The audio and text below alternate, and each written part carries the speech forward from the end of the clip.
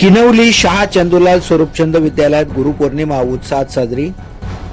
किनवली येथील शाह चंदूलाल स्वरूपचंद विद्यालय व कनिष्ठ महाविद्यालयात गुरुपौर्णिमा सोहळा मोठ्या उत्साहात आणि चैतन्यमय वातावरणात साजरा करण्यात आला। कार्यक्रमाची सुरुवात दीप प्रज्वलन करून करण्यात आली।